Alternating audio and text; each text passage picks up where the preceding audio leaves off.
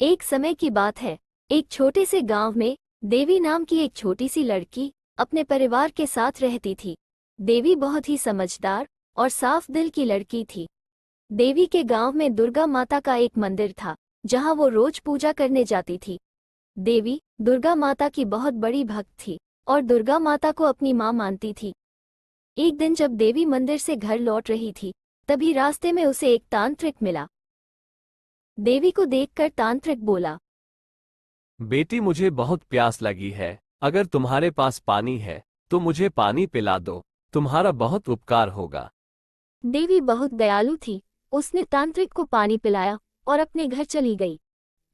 अगले दिन देवी जब मंदिर से लौट रही थी, तब तांत्रिक उसे फिर मिला।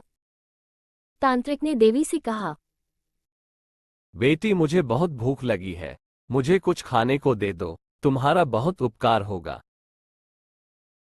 देवी के पास कुछ फल थे। उसने तांत्रिक को फल दे दिए और अपने घर लौट गई। अगले दिन जब देवी मंदिर जा रही थी, तभी रास्ते में उसे वह तांत्रिक बेहोश पड़ा हुआ मिला। देवी ने जब तांत्रिक को देखा तो वह उसके पास गई और उसे होश में लाया। होश में आकर तांत्रिक देवी से बोला, बेटी, मेरी मदद करो। मेरे घर पर मेरे बच्चों की तबीयत खराब है और मैं उनके लिए जड़ी बूटी लेने आया था, लेकिन मेरी भी तबीयत खराब हो गई। क्या तुम मुझे मेरे घर तक छोड़ दोगी? देवी को उस तांत्रिक पर दया आ गई। वह उसे उसके घर छोड़ने जाने को तैयार हो गई। देवी जब तांत्रिक के घर पहुंची तो उसने देखा कि वह घर नहीं बल्कि एक गुफा थी। देवी जब गुफा के अंदर गई तो उसने देखा कि तांत्रिक ने अंदर बहुत सारे बच्चों को बंदी बना रखा था। देवी घबरा गई और तांत्रिक से बोली, कौन हो तुम और तुमने इन सब बच्चों को यहाँ क्यों कैद किया हुआ है? देवी की बात सुन तांत्रिक अपने असली रूप में आ गया। वो तांत्रिक वास्तव में एक खतरनाक राक्षस था।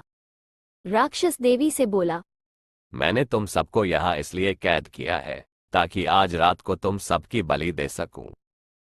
राक्षस की बात सुनकर सब बच्चे घबरा गए। रात को जब राक्षस बच्चों की बलि देने गया तो देवी ने राक्षस से कहा, इन्हें छोड़ दो, सबसे पहले मेरी बलि दो, इन बच्चों की बलि बाद में देना। इसके बाद देवी मन ही मन दुर्गा माता से प्रार्थना करने लग गई। जैसे ही तांत्रिक ने देवी की बलि देनी चाही, तभी वहां एक बुढ़िया आ गई और उसे रोक दिया। बुढ़िया को देखकर तांत्रिक हैरान हो गया कि आखिर यह बुढ़िया यहाँ कैसे आ गई।